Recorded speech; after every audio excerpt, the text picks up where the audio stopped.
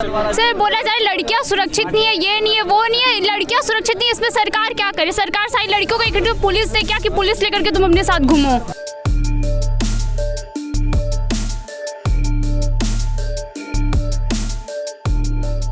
नेपाल जैसा इसको फूंक दिया तो दिया जाएगा, वो जैसा देश हम लोग को मारने का काम किया हमारे सैनिकों को, ये क्या हमें बताएंगे? ये फर्जी राष्ट्रवादी लोग हैं। एकता, बंधुता और अखंडता का कोई काम कर रहा है वो भारत माँ के सच्चे सपूत आदरणीय नरेंद्र भाई दामोदर दास मोदी जी कर रहे हैं। टोपी वाले भैया पीछे देश के पैसे से वैक्सीन बनी हुई है, उसके ऊपर से अपना टोकिया टोपरी और दाढ़ी फाड़ी लगा के प्रचार करने का काम कर रहे थे। इसी तो सरकार के सपोर्टर्स से जब आप बात करेंगी तो सरकार के सपोर्टर्स पता क्या बोलते हैं कि पिछले 5 साल में जो गुंडागर्दी है वो खत्म हुई है, महिलाएं सुरक्षित है बहुत ज्यादा।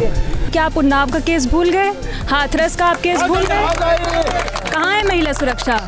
क्यों लड़ सकती हूँ जिसमें बैनर में जिस लड़की का फोटो बनाएगा तो वो खुद छोड़ के भाग गई, तो और सबकी तो बातें छोड़ा जाए। इसी गंगा में लाशें बह रही थी, हम लोग जाके लाशें थी किया करते थे। और गंगा पे लाश पे आप लोगों को जवाब देना पड़ेगा। राम हमारे आराध्य रहेंगे। ये यूनिवर्सिटी है, यहाँ यूनिवर्सिटी में न हॉस्टल है, न पीने का पानी है, न प्रोफेसर हैं।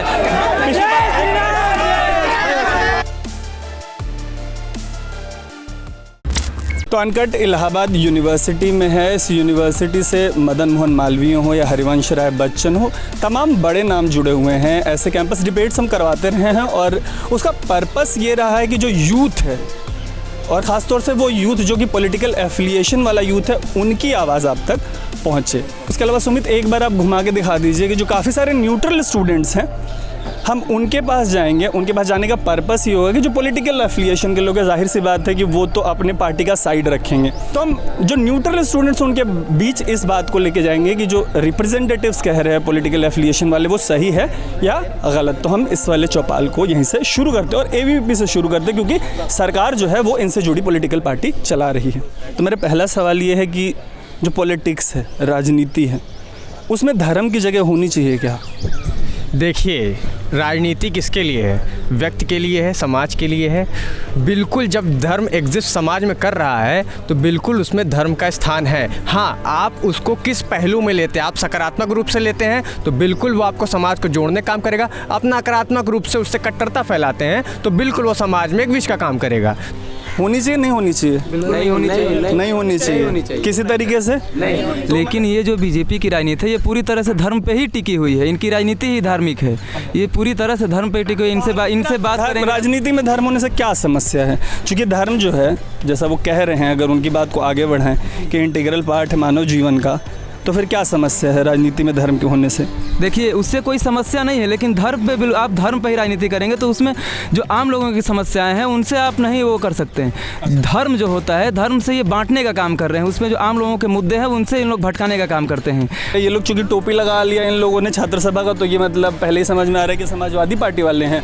इनके ठीक पीछे ABVP वाले बैठे हुए हैं। यहाँ पे एक दिशा छात्र संगठन, इनका पॉलिटिकल एफिलिएशन लेफ्ट बताया जा रहा है, किसी ऑर्गेनाइजेशन से आप लोग नहीं जुड़े हैं। और ये पीछे NSUI वाले हैं और कोई एफिलिएशन तो ना, BSP वाले भी हैं, BSP वाले SBSP से आप लोग तो संगठन में, मतलब आप लोग तो कोई कह रहा था कि BSP वाले तो बीजेपी के साथ। अच्छा यार, ये सवाल बहुत ज़रूरी है, समर्थन थोड़ा पीछे करिए।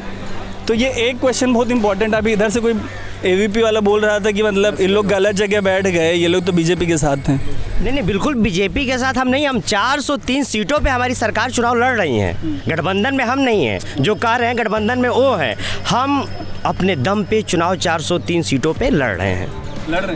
बहन जी ने जोर नहीं लगाया यार, एक बार 20 बार जोर अभी लगना शुरू हो गया है और लेट, बहुत लेट। उन्होंने, हमारे बसपा के साथी ने मान लिया है कि जो उनकी राजनीति है वो 1 साल से कर रहे हैं, यानी जब चुनाव आता है वो राजनीति करते हैं। आपका पहला प्रश्न था क्या राजनीति में धर्म होनी चाहिए? राजनीति व्यक्ति करता है और व्यक्ति की आस्था का सम्मान ही राजनीतिक संगठन का काम है। जो सत्ता में है उसकी आस्था का सम्मान करना ये उसका धर्म है, वो करेगा। हाँ, लेकिन धार्मिक कट्टरता, उन्माद ये नहीं फैलना चाहते। यहाँ समाजवादी पार्टी के लोग मैं बैठे, मैं उनसे पूछना चाहता हूँ। आप ABVP वाले हैं? मेरा नाम प्रकाश सिंह है। मैं पूछना चाहता हूँ समाजवादी पार्टी के लोग, क्यों जब आपकी सरकार आती है तो देश में गुंडागर्दी बढ़ जाता है? क्यों जब आपकी सरकार आती है तो धार्मिक उन्माद बढ़ जाता है? आप क्यों जातिवाद, धर्मवाद, राष्ट्रवाद पर के विचार करते हैं? आप चाहते हैं कि देश में कट्टरता फैले। यदि देश में बांधने का काम, एकता, बंधुता और अखंडता का कोई काम कर रहा है, वो भारत माँ के सच्चे सपूत आदरणीय नरेंद्र भाई दामोदर दास मोदी जी कर रहे हैं। तो ये सम्मान एक का होना चाहिए, सबका होना चाहिए? होना चाहिए। ठीक है, तो ये जो 80 बनाम 20 की राजनीति है,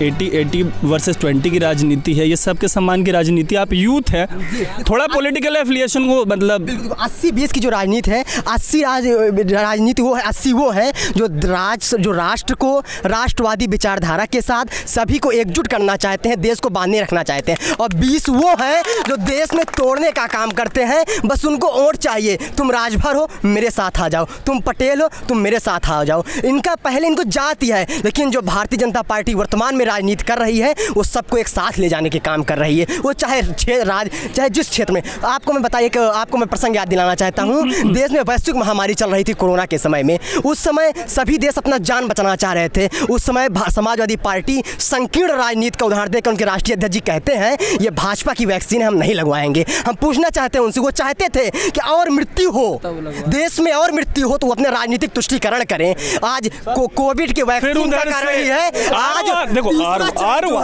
जो तीसरा चरण है, जो कोविड की जो तीसरी लहर थी वो बहुत कम समय में दब गई। तो चूंकि सपा पे आरोप है ना, आप बताइए, ये कह रहे हैं कि जो मतलब लेजिट मेरे हिसाब से तो लेजिट एलिगेशन है कि अखिलेश यादव बोले कि मतलब ये जो बीजेपी की वैक्सीन है नहीं लगवाएंगे, उससे महामारी बढ़ने का डर हो सकता था, उनके सपोर्टर्स में ये बात जाएगी। देश के पैसे से वैक्सीन बनी हुई है, देश के आम टैक्स पेयर, आम लोगों के टैक्स पेयर से देश का पैसा, उसके ऊपर से अपना टोकिया टोपरी और दाढ़ी फाड़ी लगा के प्रचार करने का काम कर रहे थे। इसी गंगा में लाशें बह रही थी, हम लोग जाके लाशें थी किया करते थे। और गंगा पे लाश पे आप लोगों को जवाब देना पड़ेगा। गंगा की लाशें, अरे मैं जा नहीं रहा भाई, लाशें बहती, ये बहरे लोग कहाँ बताएंगे? और फर्जी देशवादी, फर्जी राष्ट्रवादी लोग हैं। नाम क्या हुआ आपका? नाम सुधीर क्रांतिकारी। और सुनिए, फर्जी राष्ट्रवादी लोग हैं, ये पुलवामा अटैक का हमले का जवाब नहीं देंगे कि हमारे शहीदों का कैसे कुर्बानियां देना। RDX कहाँ से आया? चीन कब्जा क्यों किया है? तालिबान और ये म्यांमार से लेके नेपाल से लेके ये लोग धमकियां भरी हमको निगाह से देखा करते थे। नेपाल जैसा इसको फूंक दिया तो दिया जाएगा, वो जैसा देश हम लोग को मारने का काम किया हमारे सैनिकों को, ये क्या हमें बताएंगे? ये फर्जी राष्ट्रवादी लोग हैं, ये फर्जी देशद्रोही, देशव्यापी व्याप्त करने वाले लोग हैं। ये हमसे बताएंगे कि हमारे क्या जवाब है? देश की जनता जब सवाल और जवाब करती है, देश की जनता जब सवाल और जवाब करती है, भागते हैं, ये बेरोजगारी का डाटा छिपाते हैं, ये छात्रों पर लाठी चार्ज करते हैं, ये किसानों का आमरण अनशन करने पे और आंदोलन करने पे मजबूत करते हैं। छात्र विरोधी, किसान विरोधी, नौजवान विरोधी ये सरकार है। और सुनिए, धर्म की बात कर रहे हैं, धर्म को मैं मानता हूँ, लेकिन संविधान से इस देश चलता है और संविधान के हिसाब से इस देश में राजनीति होती है। और संविधान करता है कि हम भारत के लोग, भारत को धर्मनिरपेक्ष यानी सेकुलर की बात आती है, यह देश धर्मनिरपेक्ष देश है, सबका है, जितना आस्तिकों का है जितना नास्तिकों का है। यह देश हिंदू, मुस्लिम, सिख, ईसाइयों का है, नास्तिकों का भी है। सुभाषपा मतलब राजभर का एक सेकेंड रुक जाओ, थोड़ा पीछे भैया हो जाए ना, बड़े भाई प्लीज थोड़ा पीछे। मैं चूंकि मेरे को आप लोगों के पास आना है तो थोड़ा पीछे, और इस वाले साइड से भी एक से आ रहा हूँ। ये जो 80 बनाम 20 की बात चली तो उस पे पीछे से कह रहे हैं कि ये जो मतलब बाकी पार्टियां हैं, जैसे राजभर बोला इन्होंने ना 80 बनाम 20 वाली, कि ये तोड़ने का काम करते हैं। तो क्यों तोड़ने का काम कर रहे हैं आप लोग? बिल्कुल हम तोड़ने का काम नहीं कर रहे हैं। अच्छा। इन्होंने पिछड़ों के साथ अन्याय किया है, हमारे साथ अन्याय किया है। निषाद देखिए आंदोलन कर रहे हैं आरक्षण के लिए, उनको माननीय अमित शाह गृह मंत्री जी बुला लेते हैं लखनऊ में, उसके बाद से उन आरक्षण की बात करने के बुलाते हैं, फिर आरक्षण की बात ही नहीं करते हैं। इन्होंने पिछड़ों को ठगने का कार्य किया। हमने बादीघाट पिछड़ा मांगे 100 में 60। तो सरकार के सपोर्टर्स से जब आप बात करेंगी तो सरकार के सपोर्टर्स पता क्या बोलते हैं कि पिछले 5 साल में जो गुंडागर्दी है वो खत्म हुई और महिलाएं सुरक्षित है बहुत ज़्यादा। तो पिछले 5 साल में महिला सुरक्षा की स्थिति कैसी रही है यूपी में? तो आपको इस जवाब के बदले में आपसे उनसे सवाल पूछना चाहिए कि आप उन्नाव का केस भूल गए, हाथरस का आप केस भूल गए? कहाँ है महिला सुरक्षा? अच्छा, कहाँ है महिला सुरक्षा? तो जो ये पूरा कैंपेन है प्रियंका गांधी का, लड़की हूँ लड़ सकती हूँ, आप लोग चूंकि मतलब न्यूट्रल बता रहे हो खुद को यहाँ पे एज ए स्टूडेंट ऑर्गेनाइजेशन, है इसका बस महिलाओं को किसी तरीके से प्रभावित कर पाया पूरा कैंपेन? देखिए, आज के समय में जैसे जो स्लोगन दिया गया है कि लड़की हूँ लड़ सकती हूँ, इस स्लोगन एक रूप में ठीक है, लेकिन इसकी सीमाओं को समझना होगा। ये स्लोगन बहुत सीमित आबादी तक है, क्योंकि इस देश में आज बहुत सारी लड़कियां हैं जो इलाहाबाद जैसे शहरों में आ नहीं पाती हैं। आज इस देश में जो मजदूर महिलाएं हैं जिनको वेतन में बराबरी नहीं है, पुरुष मजदूरों को ज़्यादा वेतन मिलता है और स्त्री मजदूरों को कम वेतन मिलता है। पहला सवाल ये, पिछले 5 साल में आपको क्या लगता है कि महिला सुरक्षा जो है, बार बार यही बात उठती है कि उन्नाव है, हाथरस है, ऐसे जो बड़े मामले हैं जिसमें परिवार के कंसेंट के बगैर बॉडी को क्रिमेट कर दिया गया, तो आपको लगता है कि सरकार, चूंकि लॉ एंड ऑर्डर पे तारीफ भी है ना, लेकिन सरकार आपको लगता है कि जो महिला सुरक्षा उसको ठीक तरीके से नहीं संभाल पाई पिछले 5 साल में? बिल्कुल गलत है। सरकार बहुत अच्छा काम कर रही है, महिला सुरक्षा सब ठीक है।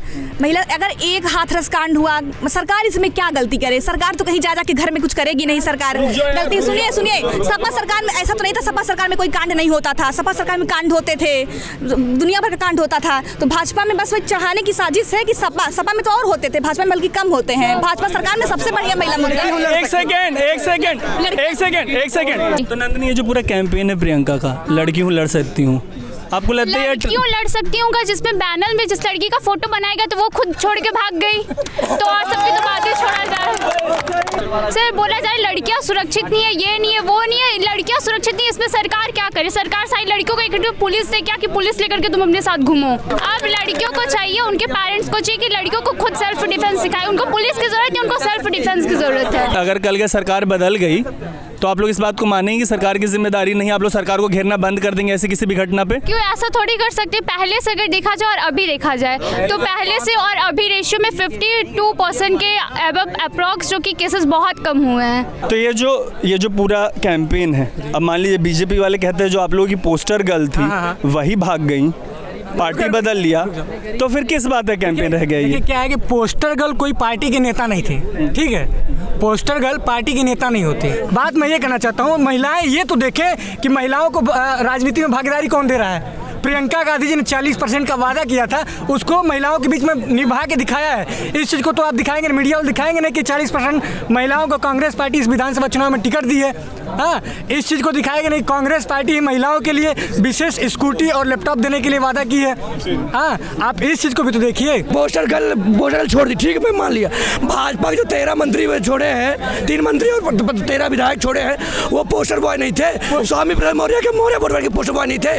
आप ये देखिए, दारा सिंह चौहान वोटर के पोस्टर बॉय नहीं थे, ये पोस्टर बॉय ये भी थे, पर इन पे चर्चा नहीं करेंगे। भाई साहब 80-20 पे बात कर रहे थे, मैं पूछ रहा हूँ 20% लोग कौन है? वो भारत के लोग नहीं हैं। अब ना ऑडियंस में थोड़ा सा जाते हैं ताकि आप लोगों के लिए नए सवाल निकले। एक सेकंड, मेरा एक सवाल ये है कि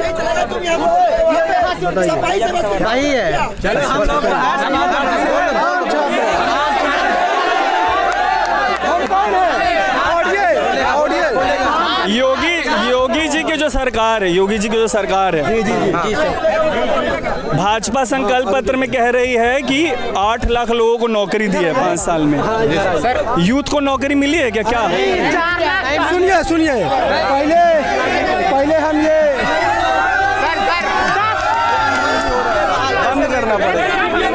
बंद करना पड़ेगा। क्या नाम है तुम्हारा?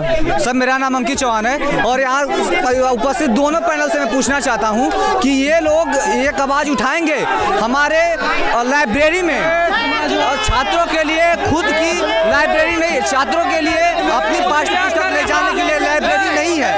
उनके लिए एक लाइब्रेरी ऐसी होनी चाहिए जो अपनी पाठ्य पुस्तक ले जाकर उस लाइब्रेरी में रहें। बाकी सवाल अगर राजनीति की बात हो रही है तो हम अपनी बात हम बखूबी रूप से राजनीति पर करेंगे। और सवाल ये है कि अगर अरस्तु कहते हैं, सुनिए, हम ये कहना चाहते हैं, लोग कह रहे हैं जो राम को लाए हम उनको लाएंगे, राम हमारे आराध्य रहेंगे। ये यूनिवर्सिटी है, यहाँ यूनिवर्सिटी में न हॉस्टल है, न पीने का पानी है, न प्रोफेसर हैं। विश्वविद्यालय में रोजगार की बात हो चलेगा, विश्वविद्यालय में क्लास नहीं चल रही इसकी बात होगी। केंद्र सरकार में इनकी सरकार है और जो जय श्री राम का नारा देने वाले लोग ये बोलना चाहते हैं सर ये बात करते भर्तियों में पारदर्शिता की, ये भर्तियों में पारदर्शिता की बात करते हैं। जब सरकार खुद ही नहीं मानेगी हमने इसमें धांधली हुई है पारदर्शिता की।